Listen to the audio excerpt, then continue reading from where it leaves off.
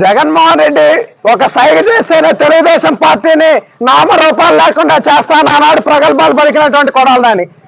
గతంలో గుడివాడలో క్యాసినో పెడితే తెలుగుదేశం పార్టీ నాయకులు నిజ నిర్ధారణకు వస్తే మీరు నా బొచ్చు కూడా ఇంటికి ఇప్పుక్క కూడా పీకలేరు అని చిటికిలేని చూపించి మరి మాట్లాడినటువంటి కొడాలని. ఈరోజు ఏ దద్దమల లోకములు లాక్కున్నావుంటాయా? సిగ్గుండాలని బతికి ఇప్పటికైనా అర్థం చేసుకో. అధికారం లేకపోతే, పోలీసులు లేకపోతే నీ కుక్క బతుకు. ప్రతిపక్షంలో ఉన్నప్పుడు కొడాలని ఎప్పుడు ఏం మాట్లాడలా. అధికారంలోకి వచ్చాక అధికారం బలుపుతో, అధికారం మదంతో మాట్లాడి ఇవన్నీ కూడా ప్రభుత్వం ఉన్నాం. 2021లో కొడాలని సవాల్ ఇసిరాడు. తెలుగుదేశం పార్టీ అధికారంలోకి వచ్చి చంద్రబాబు గారు ముఖ్యమంత్రి అయితే రాజకీయ సన్యాసం తీసుకుంటా అన్నాడు.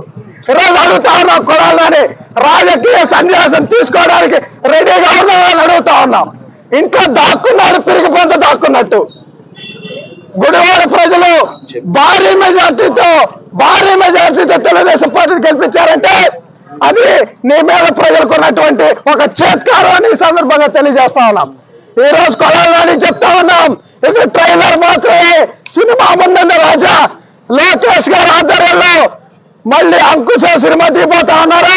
నిన్నే రామిరెడ్డి గారు పెడతారని కూడా ఈ సందర్భంగా చెప్తా ఉన్నాం. కొడాలని జనాల్లో కనిపిస్తే ఇక అదే ఆఖరి రోజు కూడా అవుతుందని ప్రజలు భావిస్తా ఉన్నారని కూడా ఈ సందర్భంగా తెలియజేస్తా ఉన్నా. పీకుతారా బొచ్చు పీకు రమ్మంటావు కదా, రాబోయేరా బొచ్చు పీకుతారా రండి అన్నావుగా.